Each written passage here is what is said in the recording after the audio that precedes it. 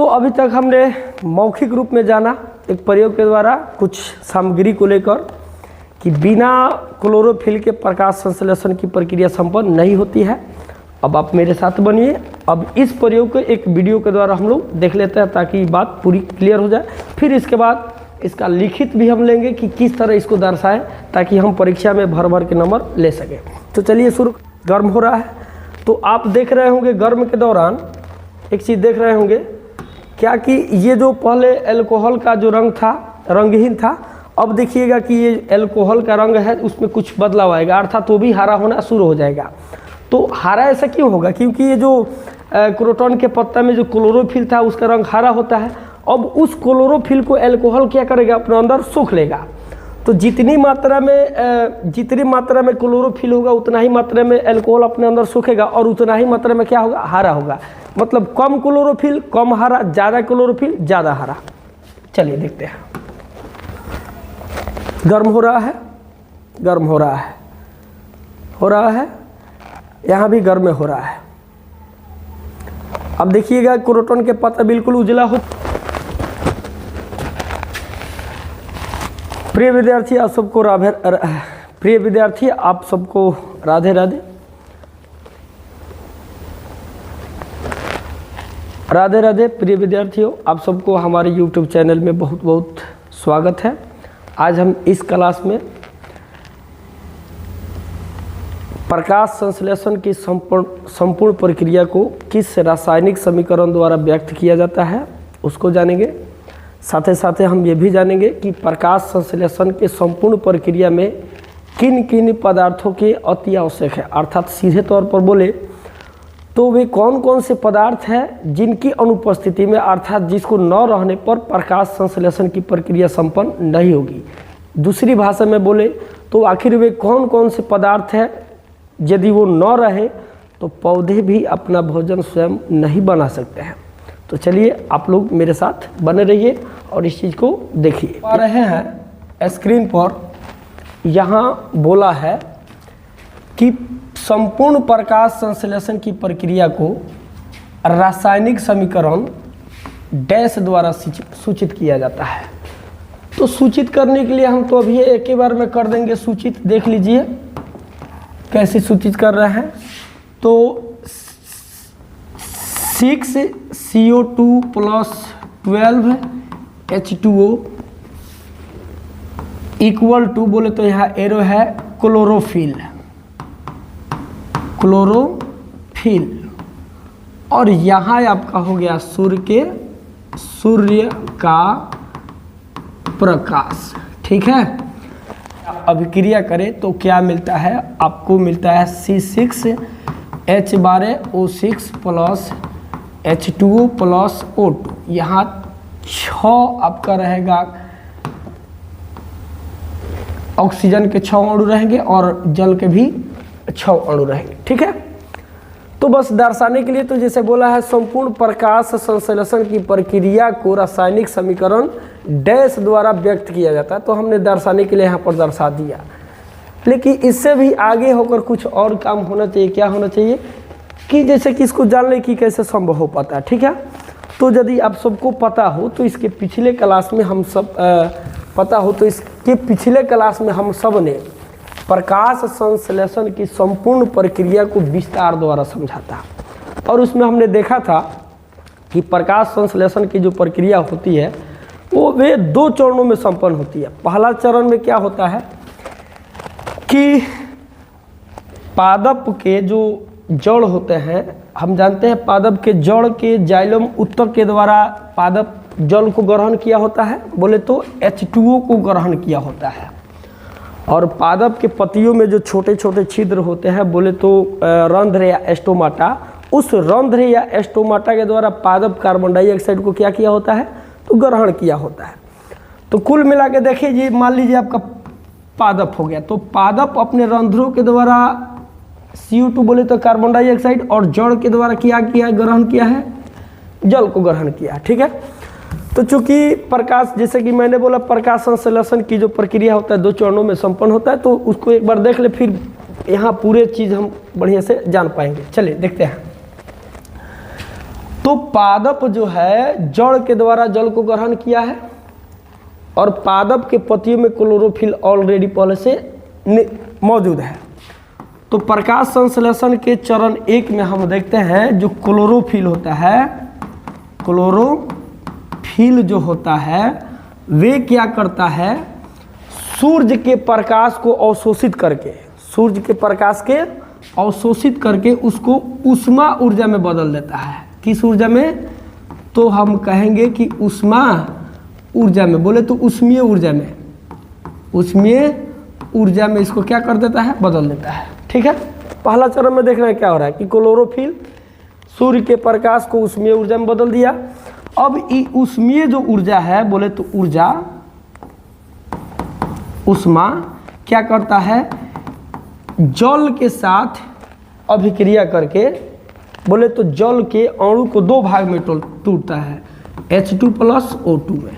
ठीक है, तो ये जो अभी हमने देखा ऊष्मा प्लस H2O बराबर क्या मिला, H2 प्लस क्या मिला, O2 मिला, यानी क्या मिला, नंबर 2 में देखिएगा, चरण नंबर यदि आप 2 में देखिएगा तो 2 में देखिए क्या हो रहा है। चरण नंबर 2 में ये जो आपका हाइड्रोजन हुआ,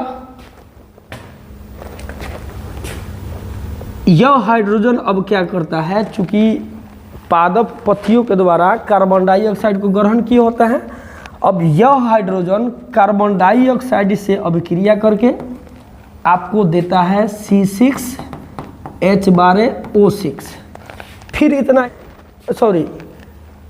ही नहीं, ये जो ऑक्सीजन है फिर क्या करता, यह ऑक्सीजन इस हाइड्रोजन के साथ अभिक्रिया करके, हाइड्रोजन प्लस ऑक्सीजन फिर अभिक्रिया करके आपको क्या देता है, आपको देता है H2O।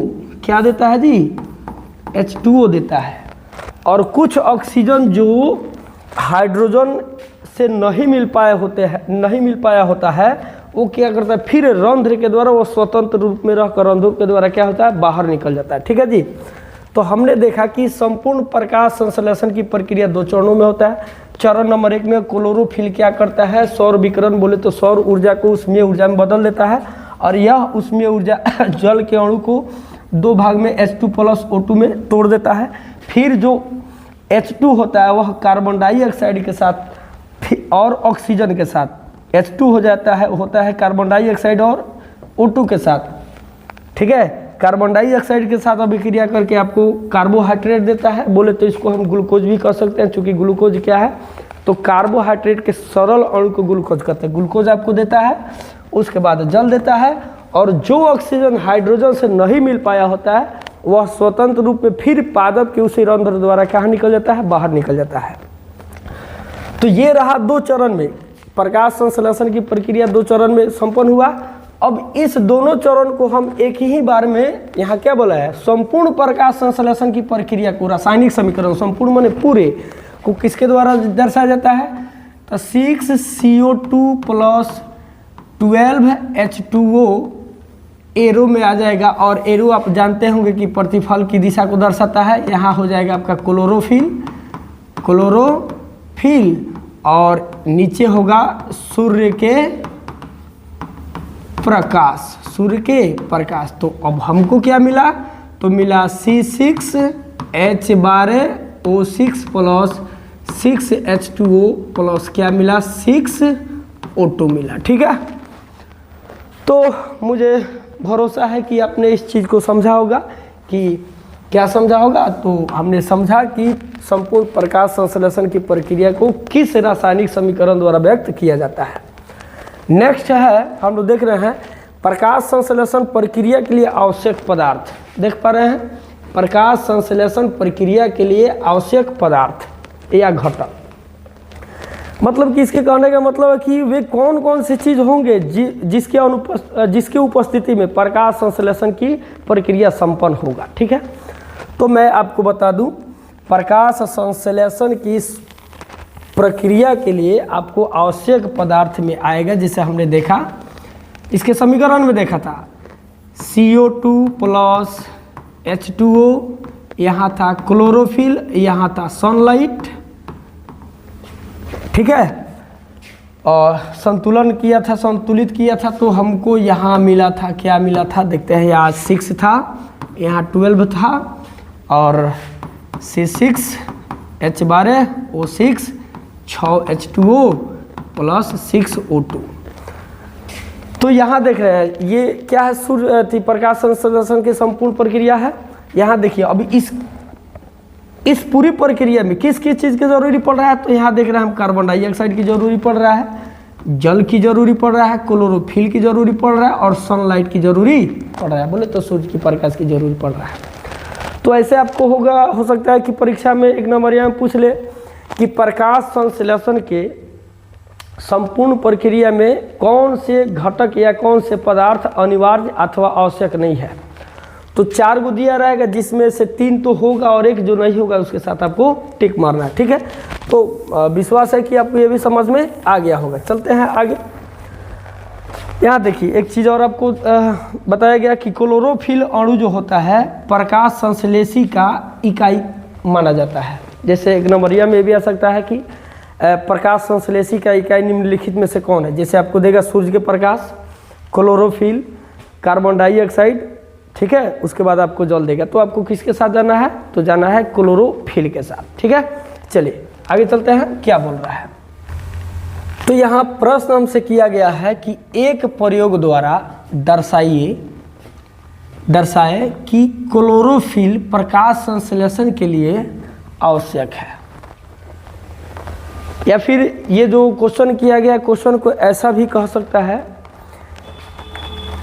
कि सिद्ध करे या किसी प्रयोग द्वारा बताए कि बिना क्लोरोफिल के प्रकाश संश्लेषण की प्रक्रिया संपन्न नहीं होगी, या बिना क्लोरोफिल के पौधे अपना भोजन नहीं बना सकते हैं।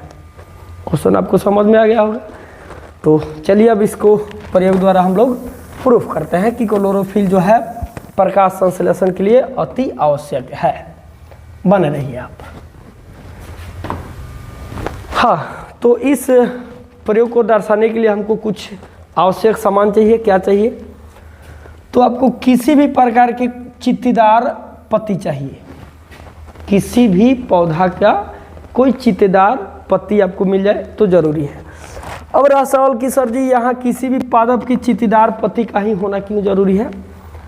तो आप ये जो देख पा रहे हैं, ये जो है क्रोटन का पौधा है। किसका पौधा है, क्रोटन का पौधा। और क्रोटन के पौधा में साफ स्पष्ट रूप से आपको चित्तीदार दिखाई देना शुरू कर देता है। तो मेरा सवाल था कि चित्तीदार पत्ती को ही क्यों सेलेक्ट करना है प्रयोग को दर्शाने के लिए। तो चूंकि जो चित्तीदार पत्तियाँ होती है उसमें आप पाइएगा कि कहीं कहीं हरा होता है और कुछ भाग या तो सफ़ेद होता है अथवा हल्का फल्का पीला होता है, ठीक है। तो पादप के जो भाग या पादप के तो पत्ती के जिस भाग पर हरा होता है, हम यह समझ लेते हैं कि उस भाग में क्लोरोफिल मौजूद है। अब ऐसा क्यों समझते हैं, क्योंकि हम लोग पूर्व से ही जानते हैं कि क्लोरोफिल का जो रंग होता है हरा होता है। तो पत्ती के जो भाग हरा है मतलब वहाँ क्लोरोफिल मौजूद है। दूसरी ओर देखते हैं कि पत्ती का वह भाग जो सफ़ेद अथवा हल्का फल्का पीला है, वह भाग में क्लोरोफिल क्या है, अनुपस्थित है। क्योंकि क्लोरोफिल नहीं रहने के वजह से ही या तो वो हल्का पीला दिखाई दे रहा है अथवा आपको बिल्कुल सफ़ेद दिखाई दे रहा है। इसलिए हम उस पत्ती को सेलेक्ट करेंगे जो चित्तीदार हो, ठीक है। तो यहाँ बोला भी गया उत्तर, इस प्रयोग को दर्शाने के लिए आवश्यक सामग्री नंबर 1 में देख रहे हैं चित्तीदार पत्ती होना चाहिए। उसके बाद हम एल्कोहल लेंगे। क्या लेंगे, एल्कोहल। एल्कोहल आप जानते हैं ना कि जिसको पीने से जिसमें पानी मिलाकर या ऐसा ही भी पीने से क्या लगता है, नशा सा लग जाता है, वो एल्कोहल है, या स्प्रिट भी इसको बोला जाता है। एल्कोहल चाहिए।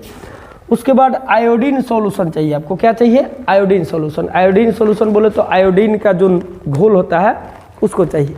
जैसे देख रहे हैं इसमें से हम एक चित्तीदार पौधा ले लेंगे, पत्ता ले लेंगे।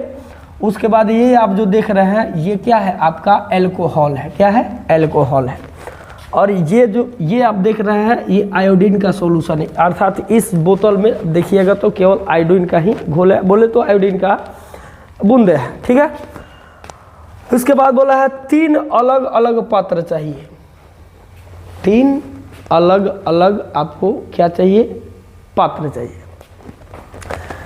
एक बड़ा सा पात्र होगा जिसमें हम जल को रखकर आसानी से जल को उबाल सकें। एक छोटा वाला पात्र चाहिए ताकि इस पात्र को ये बड़ा वाला पात्र में आसानी से रखा जा सके, ठीक है। और एक आपको पेट्रो डिश चाहिए। पेट्रो डिश जैसे कि ना होता है कि जैसे किसी बोतल का ऊपर का ढक्कन होता है उसी के आकार का या उसी के जैसे होता है, क्या पेट्रो डिश होता है, ठीक है, वो चाहिए हमको, ठीक है। तो यहाँ पर 3 अलग अलग पात्र चाहिए। उसके बाद चाहिए ईंधन की व्यवस्था। ईंधन की व्यवस्था आप यहाँ देख पा रहे हो, ये ईंधन का व्यवस्था किया गया है, मतलब कि कोई जलावन आपको चाहिए जिससे आप पानी को हीट कर सको, गर्म कर सको। इसके अलावा चाहिए एक आपका चिमटा चाहिए। चिमटा इसलिए चाहिए कि पत्ती को माने हम चिमटा के मदद से कहीं से भी निकाल कर कहीं रख सके। तो इतने आवश्यक सामग्री चाहिए आपको किसके लिए, तो प्रयोग द्वारा दर्शाने के लिए कि बिना क्लोरोफिल के प्रकाश संश्लेषण संभव नहीं है, ठीक है। अब आगे देखते हैं कि अब हम करेंगे कैसे। ये तो हुआ आवश्यक सामग्री हो गया, अब इसका प्रयोग कैसे करेंगे देखते हैं। बने रहिए आप मेरे साथ। मैं आपको बताते चलूँ कि फिर आज हम इस प्रयोग को 2 तरीक़ा से दर्शाएंगे। एक तो मौखिक के द्वारा और दूसरा आपको एनिमेशन के द्वारा बताया जाएगा। तो आप लोग मेरे साथ बने रहिए, देखते हैं प्रयोग में क्या करेंगे। ये जो क्रोटॉन का चींटीदार पत्ता है, मान कर चलते हैं क्रोटॉन का क्या है, चींटीदार पत्ता है। अब इस पत्ती में देखते हैं कि ये वाला जो भाग है आपको पीला सा दिखाई दे रहा है, ठीक है, और ये जो शेष भाग है आपको हरा दिखाई दे रहा है। तो अभी हम यह मान के चले कि जो पीला वाला भाग है यह बिल्कुल सफ़ेद है। क्या है जी, सफ़ेद है। और ये जो हरा वाला है बिल्कुल अपना हरा है। तो यहाँ हम समझ सकते हैं कि जो सफ़ेद भाग है क्यों है, हरा भाग है क्यों है।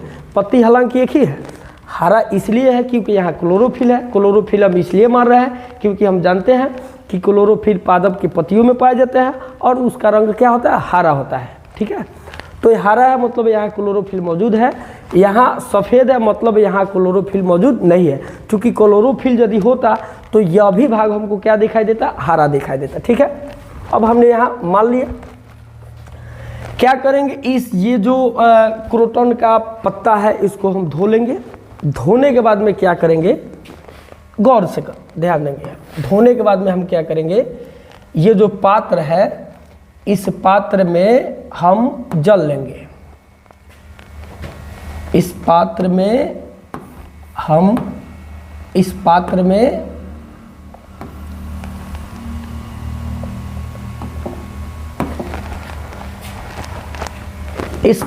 हम क्या करेंगे, जल ले लेंगे। और जल को ये जो आप स्टोव का लौ देख रहे हैं, इस स्टोव के ऊपर हम क्या करेंगे, रख देंगे, ठीक है। रखने के बाद पानी, और ये जो क्रोटॉन का पत्ती था, इस पत्ती को इसको जो हमने रखा है इसमें रखकर कुछ देर क्या करेंगे, उबालेंगे, ठीक है। उबाल लिया, मान लीजिए उबाल लिया। अब उबालने के बाद में देखिए फिर क्या किया जा रहा है, देखते रहिए आप। उबालने के बाद में उस जो पत्ता था, क्रोटॉन का पत्ता था, उसको हम चिमटा द्वारा निकाल लेंगे। निकालने के बाद में हम क्या करेंगे, ये जो पतला वाला देख रहे हैं, ये पतला वाला पात्र जो देख रहे हैं आप, ये जो पतला वाला पात्र है, इस पात्र में हम चिमटा के सहायता से क्रोटॉन के पत्ता को हम यहाँ पर रख दी। तो कल्पना करिए क्रोटॉन का पत्ता है, और फिर ये जो पतला वाला पात्र है इसमें हम क्या करेंगे, इसमें से स्प्रिट निकाल कर इसको भर देंगे या यहाँ तक हम फुल कर देंगे। देखते हैं, कल्पना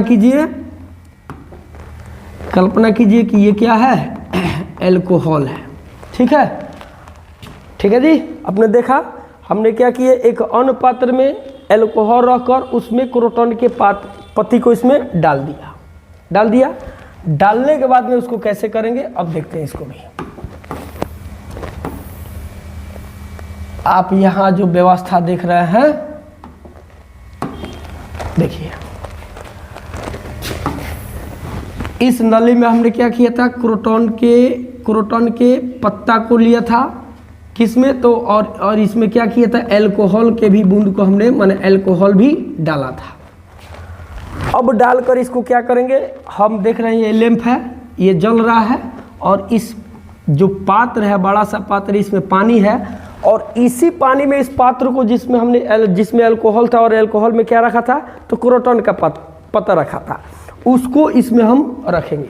तो सवाल आता है कि सर जी इसको हम चाहते तो डायरेक्ट भी हीट कर सकते थे, किसको, तो एक जो पतला पात्र था, पतला पात्र में हमने क्रोटन का पत्ता लिया था और उसमें अल्कोहल रखा था, इसको भी चाहते तो हम क्या करते, डायरेक्टली हीट कर सकते थे। तो डायरेक्टली हमको हीट नहीं करना है। अब डायरेक्टली हीट क्यों नहीं करना है, क्योंकि जो अल्कोहल होता है यदि उसको डायरेक्ट हीट करें तो वो जलना शुरू कर देता है, इसलिए इसको हम इनडायरेक्ट बोले तो एक जल का पात्र रहेगा, वो गर्म हो रहा है और उसी में हम उसको ऊपर से ले डालकर ऐसा डाल देंगे। ठीक है, डालकर इसको गर्म करने से हम पाएंगे कुछ देर के बाद जो अल्कोहल का पहले जो रंग था रंगहीन था, अर्थात उसमें कोई भी रंग नहीं था। धीरे धीरे हम पाएंगे कि जो अल्कोहल का रंग है अब वो हरा हो गया। तो फिर यहाँ सवाल आता है कि सर अल्कोहल जो पहले रंगहीन था अब हरा क्यों हो गया। तो दरअसल यह इसलिए हो जाता है कि जो एक क्रोटन के पत्ता में पहले से जो क्लोरोफिल मौजूद था, वह क्लोरोफिल इस पत्ता को छोड़कर अल्कोहल में क्या किया, घुल गया है, इसलिए अल्कोहल का रंग क्या हो गया, हरा हो गया। यहाँ तक आपको समझ में आया। यदि ऐसा हो जाए तो फिर हम क्या करेंगे, चिमटा के मदद से इस क्रोटन के पत्ता को हम निकाल लेंगे। निकालने के बाद एक बार और उसको धो लेंगे। ठीक है, धोने के बाद में ये जो देख रहे हैं आप लोग पेट्रोडिश जो है, पेट्रोडिश, अब इस पेट्रोडिश पर उस पत्ता को हम क्या करेंगे, रख देंगे। किस पत्ता को, तो जिनको हमने अल्कोहल में रखकर गर्म किया है, अब वो कुल मिलाकर उजला हो चुका होगा। ठीक है, अब जब इस पर हम रखेंगे, रखने के बाद में ये जो आप देख रहे हैं शीशी, ये शीशी जो देख रहे हैं इसमें है आयोडीन सॉल्यूशन। कौन सॉल्यूशन, अब पेट्रोडिश में पत्ता को रखकर इस पर आयोडीन के बूंदे हम क्या करेंगे, यहाँ पर छिड़केंगे। तो छिड़कने से हम पाएंगे कि पत्ता का जो भाग हरा था, पहले से जो भाग क्या था, हरा था, वह अब नीला कलर का हो गया है और उस पर मंड का भी क्या हो गया, निर्माण हो गया। मंड क्या, तो चिपचिपा पदार्थ ऐसे छीजेगा ना तो चटर चटर करना शुरू कर देगा। तो पत्ता का वह भाग जो हरा था, ठीक है, अब उस पर जब आयोडीन के हम बूंदे छिड़केंगे तो वो नीला कलर का हो जाएगा। किस कलर का हो जाएगा, नीला कलर का, और उस पर मंड भी बनना शुरू हो जाएगा।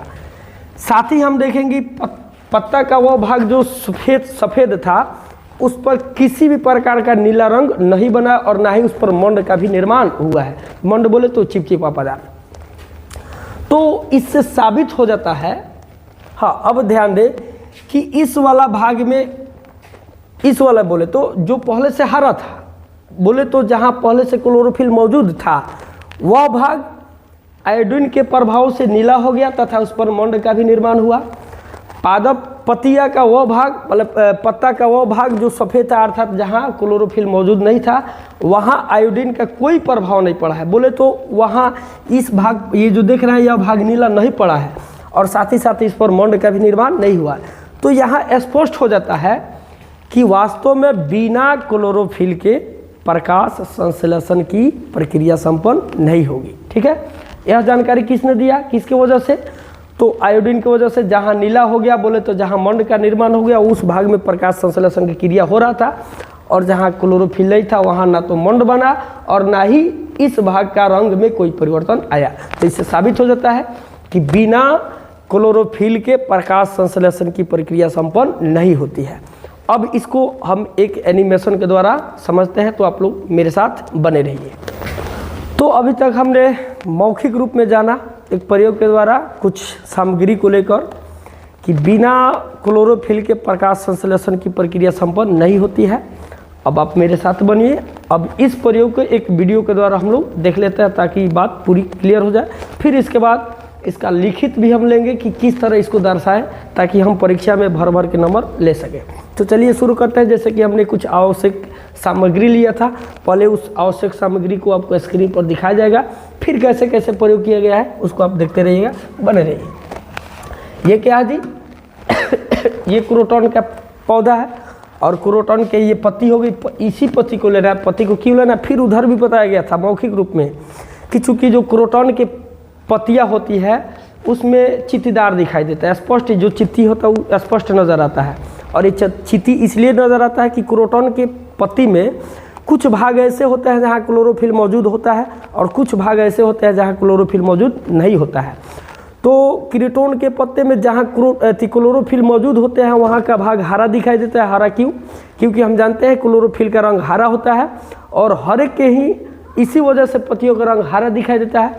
क्रोटन के पत्ता में जहाँ सफ़ेद या हल्का पीला दिखाई देगा, हम यह मान के चलेंगे कि वहाँ पर क्लोरोफिल मौजूद नहीं है। ठीक है, इसलिए यहाँ क्रोटन के पत्ता को ही माने ज़्यादा लेना क्या होता है, अच्छा होता है। देखते हैं, क्रोटन का पत्ता हो गया, उसके बाद ये आपका परखनली हो गया जहाँ एल्कोहल हमने रख कर काम किया था, ये आपका एल्कोहल का सॉल्यूशन हो गया। ठीक है, फिर देखते हैं, ये आयोडीन का सॉल्यूशन हुआ, ये पेट्रोडिस हुआ और ये चिमटा हो गया। इसका प्रयोग कैसे देखिए, और ये जो देख रहे हैं ये क्रोटन का क्या है, पत्ता है। देखिए आप यहाँ देख पा रहे हैं, एक बार और देखिए, बेर देखिए, कोई दिक्कत ना है। ये क्रोटन का पूरा पत्ता हुआ। ठीक है, और इस पत्ता में आप देख रहे हैं कि कुछ भाग का रंग कुछ और है, देख रहे हैं ना, इतना वाला भाग क्या है, हरा है। और ये जो भाग आप देख रहे हैं यहाँ पर, ये भाग जो देख रहे हैं ई वाला भाग आपको उजला दिखाई दे रहा है। ठीक है, मतलब यहाँ क्लोरोफिल नहीं है और जो हरा है वहाँ क्लोरोफिल मौजूद है। चलिए देखते हैं फिर क्या हो रहा है। इसको एल्कोहल वाले पात्र में रखकर क्रोटन के पत्ता को रख दिया गया। अब देखिए क्या हो रहा है। फिर इसको एक अन्य जल वाले पात्र में रखकर इनडायरेक्टली नहीं वाला डायरेक्टली इनडायरेक्ट इसको हीट किया जा रहा है, गर्म किया जा रहा है, गर्म हो रहा है। तो आप देख रहे होंगे गर्म के दौरान एक चीज़ देख रहे होंगे क्या कि ये जो पहले एल्कोहल का जो रंग था रंगहीन था, अब देखिएगा कि ये एल्कोहल का रंग है उसमें कुछ बदलाव आएगा, अर्थात वो भी हरा होना शुरू हो जाएगा। तो हरा ऐसा क्यों होगा? क्योंकि ये जो क्रोटन के पत्ता में जो क्लोरोफिल था उसका रंग हरा होता है। अब उस क्लोरोफिल को एल्कोहल क्या करेगा, अपने अंदर सोख लेगा। तो जितनी मात्रा में क्लोरोफिल होगा उतना ही मात्रा में एल्कोहल अपने अंदर सोखेगा और उतना ही मात्रा में क्या होगा, हरा होगा। मतलब कम क्लोरोफिल कम हरा, ज़्यादा क्लोरोफिल ज़्यादा हरा। चलिए देखते हैं, गर्म हो रहा है, गर्म हो रहा है, यहाँ भी गर्म हो रहा है। अब देखिएगा क्रोटन के पत्ता बिल्कुल उजला हो चुका है और यहाँ स्प्रिट बोले तो अल्कोहल का रंग कुछ रंगीन हो गया, बोले तो हरा हो गया है। फिर इसको निकालकर चिमटा के द्वारा यहाँ से क्रोटन के पत्ता को निकालकर फिर इसमें एक बार धोआ जाएगा ताकि पूरी तरह इसमें का जो क्लोरोफिल था वो हट जाए। ठीक है, उजला हो गया। अब इसको देखिए क्या किया जा रहा है यहाँ। अब क्या किया जा रहा है, ये जो बड़ा वाला पात्र देख रहे हैं यही है आपका वो क्या बोलते हैं, पेट्रोडिस है। ये आपका पेट्रोडिस है और इसमें जो संतला कलर का आपका जो कुछ पदार्थ दिखाई दे रहा है यही आयोडीन का सॉल्यूशन है। अब देखते हैं क्या हो रहा है। देखिए कुछ बदलाव, पहले तो बिल्कुल व्हाइट हो गया था, बदलाव आया। अब ये पूरी बदलाव आपको हम अगले वीडियो, हाँ यहाँ देखिए। अब इसको हम लोग यहाँ पर समझते हैं कि कैसे कैसे हुआ, क्या क्या हुआ। तो हम देखें कि पत्ता का जिस भाग पर, ये पुराना वाला पत्ता है, कब का, तो जब हमने इसके साथ किसी भी प्रकार के छेड़छाड़ नहीं किया है। ये वो वाला पत्ता है जहाँ छेड़छाड़ करके हमने कुछ छेड़छाड़ करने से प्राप्त किया गया है। ठीक है, तो जहाँ छेड़छाड़ नहीं, ये वाला क्या है, ये यहाँ क्लोरोफिल वाला मौजूद वाला एक हिस्सा हो गया और यहाँ क्लोरोफिल नहीं था। उसको हमने क्या किया था, अल्कोहल में रखकर इसके पूरे क्लोरोफिल के अल्कोहल में मिला दिया था। मिलाने के बाद जो पत्ता प्राप्त हुआ था बिल्कुल उजला था। फिर इसको हमने क्या किया, उस पत्ता को पेट्रोडिस में रखकर वहाँ आयोडीन के कुछ सॉल्यूशन को डाला, तो यहाँ हमको इस प्रकार के दिखाई दी। तो हम लोग देख रहे हैं कि पत्ता का जिस भाग में क्लोरोफिल मौजूद था उसका रंग कुछ और है, और जिस भाग में क्लोरोफिल नहीं था उस भाग का रंग कुछ और है। तो यदि हम अपने से इस प्रयोग को करके देखें, क्योंकि यहाँ तो स्क्रीन पर आपको इसके वास्तविक रंग दिखाई नहीं दे रहा है, जब इस प्रयोग को अपने से हम करके देखेंगे तो पाएंगे, क्या पाएंगे, कि पत्ता के जिस भाग में क्लोरोफिल था उस पर आयोडीन सॉल्यूशन पड़ते ही वह भाग नीला पड़ गया है। क्या पड़ गया? नीला हो गया। तथा इस भाग पर मंड का निर्माण हुआ। किसका निर्माण? मंड का। तो मंड क्या है? तो जब उसको जिस चीज़ को हम ऐसे छूते हैं तो चटर चटर करने लगता है, वो मंड है। और जो भाग उजला अथवा हल्का हल्का पीला था वहाँ आयोडीन सॉल्यूशन का कोई प्रभाव नहीं पड़ा है, अर्थात यहाँ के जो रंग है यहाँ डिस्कलर नहीं हुआ है। ठीक है जी। बोले तो यहाँ ये जो वाला जो भाग है जहाँ नहीं है वहाँ नीला नहीं पड़ा है और साथ ही साथ यहाँ मंड का भी निर्माण नहीं हुआ है। ठीक है। तो इस प्रयोग से 100% साबित हो जाता है कि उसी भाग में यहाँ प्रकाश संश्लेषण की क्रिया संपन्न हो रहा है। ठीक है। जहाँ पहले से क्लोरोफिल मौजूद था उसी भाग में यहाँ मंड का भी निर्माण हो रहा है, और जिस भाग में क्लोरोफिल नहीं था वहाँ ना तो प्रकाश संश्लेषण की क्रिया ही संपन्न हुआ और ना ही मंड का ही निर्माण हुआ। तो अतः हम कह सकते हैं कि बिना क्लोरोफिल के प्रकाश संश्लेषण की प्रक्रिया संपन्न नहीं होगी। दूसरी भाषा में बोले तो बिना क्लोरोफिल के पादप अपना भोजन स्वयं नहीं बना सकते हैं। आइए अब इस प्रयोग को हम लिखित द्वारा समझते हैं। तो जैसे कि क्वेश्चन पहले देख लिए, प्रश्न एक प्रयोग द्वारा दर्शाए कि क्लोरोफिल प्रकाश संश्लेषण के लिए आवश्यक पदार्थ है। उत्तर में है इस प्रयोग को दर्शाने के लिए आवश्यक सामग्री। तो मतलब कि बिना इस सामान को आप इस प्रयोग को नहीं दर्शा सकते। सामान क्या है? क्रोटन का पत्ता होगा, अल्कोहल होगा, आयोडीन सॉल्यूशन होगा, कुछ पात्र होंगे, उसके बाद आपको ईंधन की व्यवस्था चाहिए और एक चिमटा चाहिए। चिमटा को यहाँ नहीं लिया गया है। अब देखिए इसका नाम होगा चित्तीदार पत्ती, अल्कोहल, आयोडीन सॉल्यूशन, 3 अलग अलग पात्र, ईंधन की व्यवस्था तथा एक चिमटा। ठीक है। मतलब कि जो हम यहाँ कर रहे हैं, जो जिसको लिए हैं उसके बारे में लिखे। फिर देखिए प्रयोग। अब प्रयोग कैसे किया गया? एक क्रोटन के चित्तीदार पत्ती को लिया जिसका कुछ भाग हरा तथा कुछ भाग सफ़ेद है। ठीक है। जैसे क्रोटन का पत्ता हो गया, यहाँ जो लिए हैं कुछ भाग हरा है, ये जो वाला देख रहे हैं ये सफ़ेद है, हालांकि पीला आपको दिखाई दे रहा हो, इसको हम मान लेते हैं सफ़ेद है, और ये क्या है? हरा है। इस पत्ता के हरा भाग तथा सफ़ेद भाग को चिन्हित कर लिया। अब चिन्हित करना यहाँ इसलिए ज़रूरी पड़ जाता है कि बिना चिन्हित किए वो हमको पता कैसे चलेगा कि कहाँ प्रकाश संश्लेषण की क्रिया हुआ है, कहाँ नहीं हुआ है। चूँकि आप जानते हैं कि वही भाग हरा इसमें दिखाई दे रहा होगा जहाँ क्लोरोफिल मौजूद है। ठीक है। तो इसलिए चिन्हित करना ज़रूरी है कि कहाँ क्लोरोफिल है, कहाँ क्लोरोफिल नहीं है। जहाँ क्लोरोफिल होगा वहाँ कुछ ना कुछ परिवर्तन आएगा, जहाँ क्लोरोफिल होगा वहाँ नहीं होगा, वहाँ किसी भी प्रकार के परिवर्तन आपको देखने को नहीं मिलेगा। तो समझ जाइएगा कि वहाँ प्रकाश संश्लेषण की प्रक्रिया संपन्न नहीं हो रही है। ठीक है। तो इस पत्ता के हरा भाग तथा सफ़ेद भाग को चिन्हित क्यों किया जाता है आपको पता है।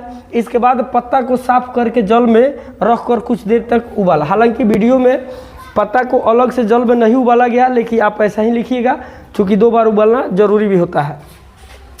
कुछ देर तक उबाला, फिर पत्ता को चिमटा के सहायता से निकाल कर एक अन्य पात्र में डाला जिसमें अल्कोहल था। जैसे कि पत्ता हो गया, आप देख रहे हैं एक अन्य पात्र है और इस पात्र में पहले से क्या भरा था? अल्कोहल भरता। उसी अल्कोहल में हमने क्या किया? क्रोटन के पात्र को यहाँ निकाल कर रख दिया। फिर इस जो बड़ा वाला पात्र था उसमें हमने क्या करना है? रख कर गर्म करना है। क्यों? डायरेक्ट इसको गर्म करेंगे तो इसमें आग पकड़ लेगा। ठीक है। अब आगे देखते हैं क्या तो जैसे जैसे कर रहे हैं वैसा वैसा हम यहाँ पर लिख रहे हैं, लिखित रूप में बयान अपना दे रहे हैं। ठीक है। निकल कर अल्कोहल था। आगे देखते हैं, बोल रहा है इसके बाद अल्कोहल वाला पात्र को उस पात्र में रखकर गर्म किया जिसमें पानी था। इस प्रकार रखकर कुछ देर तक गर्म किया और पाया कि अल्कोहल का रंग हरा हो गया। तो अल्कोहल का रंग हरा क्यों है? वीडियो में भी बताया गया है, क्योंकि ये जो पत्ता का अल्कोहल होता है उसको पत्ता का जो क्लोरोफिल होता है उस क्लोरोफिल को अल्कोहल अपने में सोख लेता है, रंग हरा हो गया। अल्कोहल का रंग हरा होने का कारण यह है कि क्रोटन में मौजूद क्लोरोफिल अल्कोहल में घुल जाता है। ठीक है। नेक्स्ट चलते हैं। बोला है यहाँ तक कर लेने के बाद पत्ती को अल्कोहल से बाहर निकाला। इस पत्ता को अल्कोहल से हमने बाहर निकालना है। बाहर निकालकर एक बार और पानी में धो लिया, फिर उसको धो लेना है और एक पेट्रो डिश में रखकर उस पर आयोडीन के बूंदे गिराया। ठीक है। गिराने से, ऐसा करने से पाया कि पत्ती का वह भाग नीला हो गया जहाँ जो हरा था, अर्थात जहाँ क्लोरोफिल था, परंतु वह भाग नीला नहीं हुआ जहाँ जो पहले क्या था? सफ़ेद था। तो जैसे जैसे हो रहा है उस वैसे हम बोल रहे हैं। इसका अर्थ यह हुआ कि सफ़ेद भाग पर आयोडीन का कोई असर नहीं हुआ। चूँकि हरा वाले भाग में क्लोरोफिल था, इसलिए उस हिस्सा में प्रकाश संश्लेषण की प्रक्रिया हुई, जिससे उसमें मंड का भी निर्माण हुआ। परंतु उस सफ़ेद भाग में क्लोरोफिल अनुपस्थित था, इसलिए पत्ती के उस भाग में न तो प्रकाश संश्लेषण की प्रक्रिया हुई और न ही वहाँ मंड का निर्माण हुआ। तो ये रहा आपका लेख। आज के लिए इतना ही, फिर मिलते हैं अगले वीडियो में। तब तक के लिए जय हिंद, जय भारत और जय बिहार। राधे राधे, खुश रहिए, मस्त रहिए, आबाद रहिए।